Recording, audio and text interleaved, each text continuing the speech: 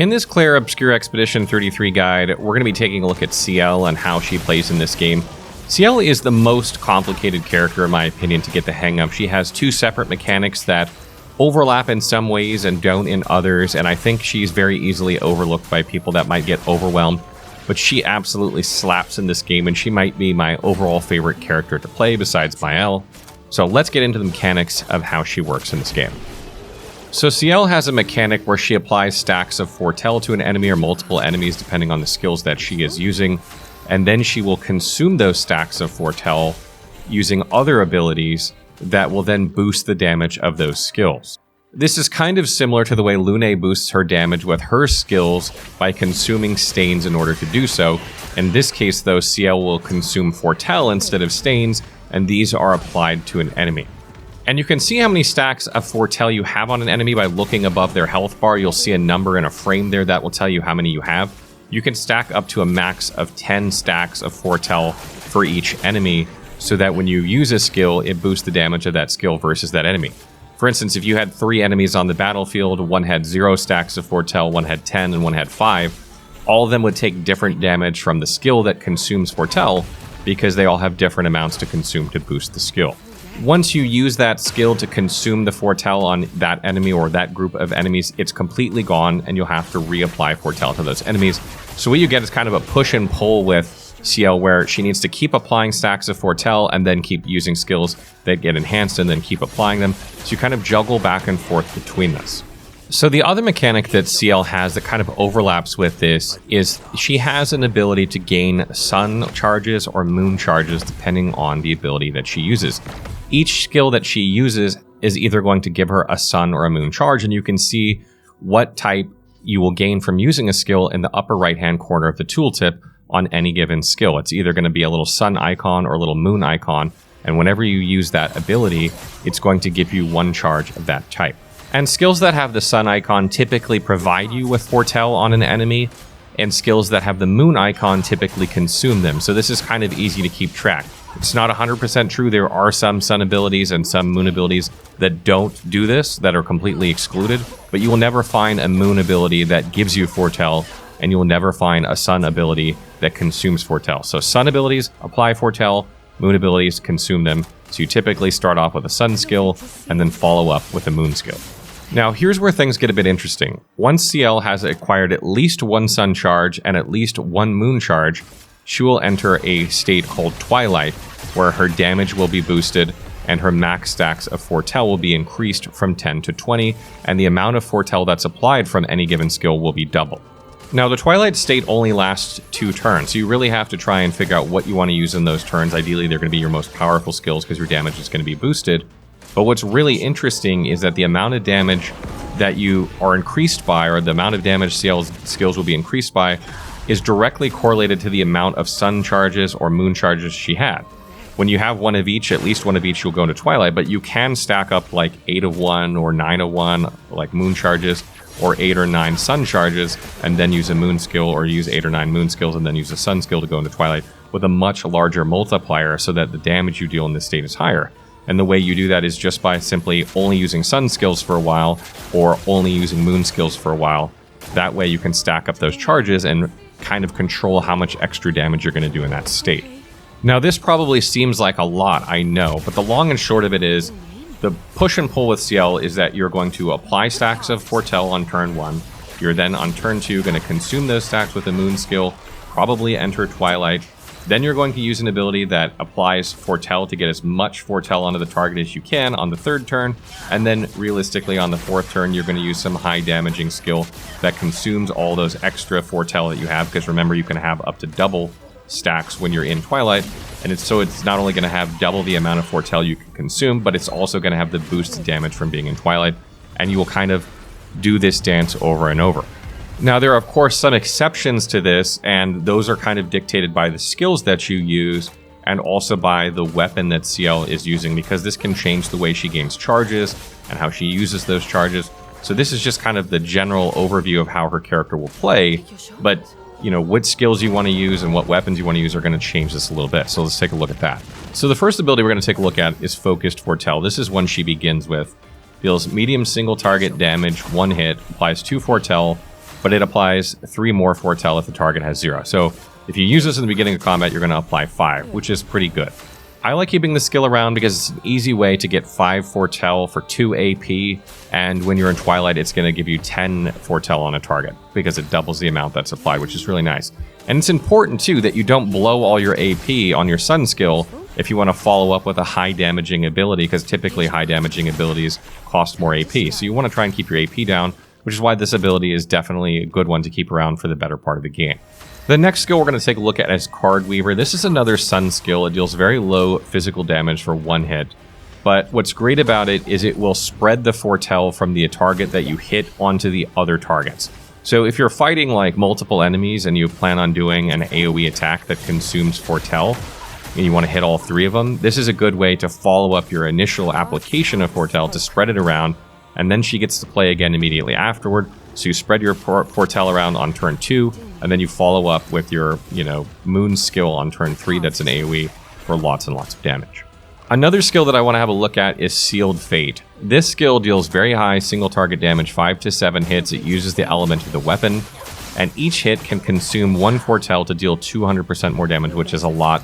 But what's really, really great about this ability is that critical hits don't remove the Foretell. So if you have a very, very high crit rate on Sciel, which is not hard to reach mid to late game, you can even reach 100% no problem, you won't ever consume Foretell when using this ability, but you will still boost its damage, which is really, really good. This allows you to be able to just continuously use this every turn if you want, because you don't have to keep reapplying Foretell, stack up Moon charges, then use a Sun ability when you want to go into Twilight and have a very high Twilight multiplier. So you definitely want to look at this one if you're going the critical hit route and you're focusing on critical chance.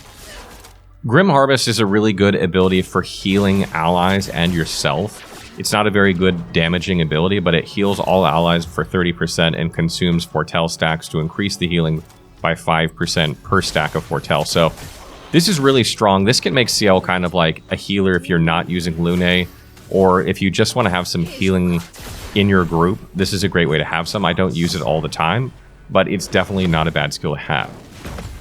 The next ability we're going to take a look at is Spectral Sweep. This deals medium single target damage. It does 2 to 6 hits, uses your weapon's element. It applies 1 Foretell per hit, so it's a Sun ability, and critical hits apply an additional Foretell, so double the Foretell basically. And what I really like about this ability is that when you're in Twilight and you have double max and double application, if you crit, you will basically get, I think it's either 3 or 4 Foretell each time you critically hit. So again, if you have high critical chance when you use this in Twilight, you can quickly get up to the full stack of 20 on your first turn in Twilight, and then when you go into your second turn of Twilight, which is your last turn, you can use some really high damage ability to consume all of those stacks with the extra damage boost from Twilight, which is really, really strong. So the next ability we're going to take a look at is Shadowbringer. This is actually a gradient skill. It's the first gradient skill that she will get, so you won't have this immediately, but you won't get it too far into the game. And what's really good about this is for 1 gradient charge, which is not hard to get in most combats, she's going to do lots of dark damage, hit 10 times, and apply 1 Foretell per hit. So that's going to get her to max stacks instantly from using it. And if you use it in Twilight, it will get you to 20 stacks instantly. So just like the last skill, this is a great skill that can get you up to 20 stacks, and it's a lot cheaper in terms of saving your AP if you have a gradient charge. So it's not a bad idea to use this in a combat. If it's not going to be a very long combat, you're not going to get higher gradient charges anyway to use more powerful abilities. Use this instead of the previous skill to save all your AP for the next skill to unload on enemy or enemies. And one tip I can highly recommend with your skills on Sciel is put your Sun skills on the left-hand side of your skills and put your Moon skills on the right-hand side. That way, when you're going to look at your skills in combat, you know that the skills on the left, the 3 on the left, are always going to be Sun, and the ones on the right are always going to be Moon. That way you don't get confused and you don't have to read through them. You just know Sun on left, Moon on right, and that makes things a lot simpler. So next we're going to go through the weapons. I'm not going to go through all of them. I just want to go through some of them to illustrate like how to read them and how to kind of like figure out how to incorporate them into what you've just learned.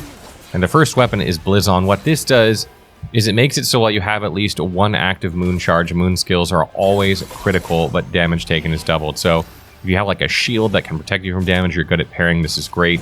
And if you like to spam a Moon skill like the strategy I just mentioned with Sealed Fate by, having that instant critical hit every time so you never consume the Foretell, you can just keep spamming Sealed Fate, keep stacking up moon charges, which is great because with this weapon, you keep increasing your damage per moon charge. And also, this ability makes it so that you gain 1 moon charge on base attack. Unfortunately, you can't stack more than 1 moon charge if you use like combo attack 1 and combo attack 3. But it's still really good nonetheless to be able to get moon charges from base attack if you don't have any AP. Now, on the flip side of this, you have Bourgelon, which says consuming Foretell applies 2 burn on a target per sun charge.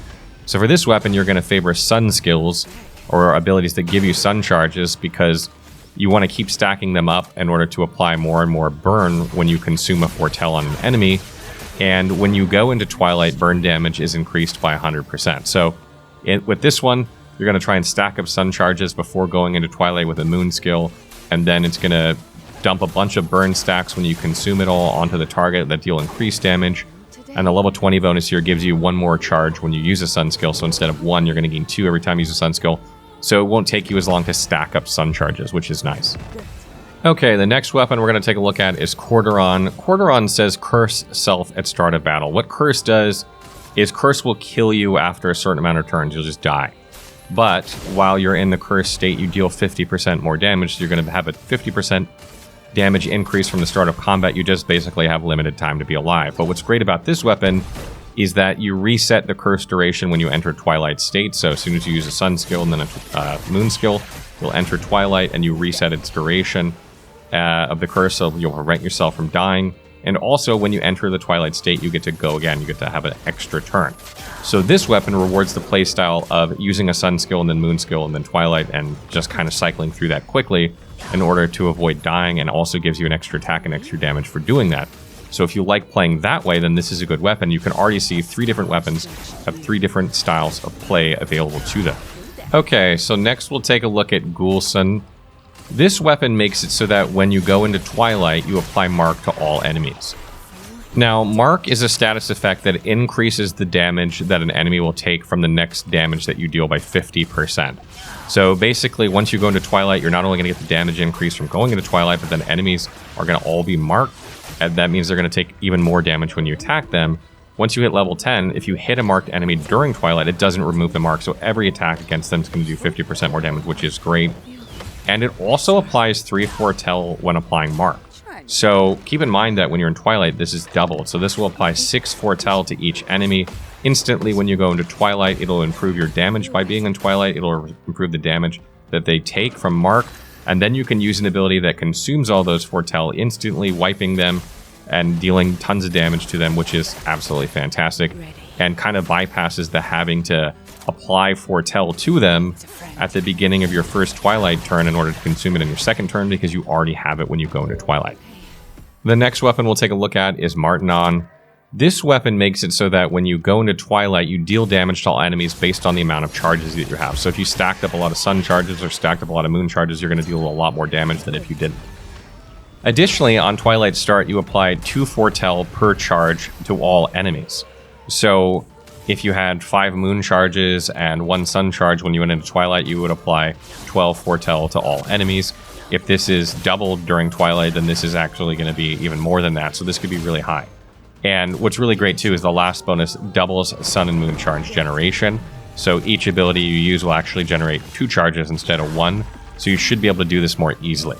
When it comes to Pictos and Luminas for Sciel, you want to focus on things that are going to give her AP early on. Anything that can give her more action points so she can use her skills each turn is ideal, because she basically has to set up and then use a high AP skill, set up, use a high AP skill, some sort of rotation like this each turn.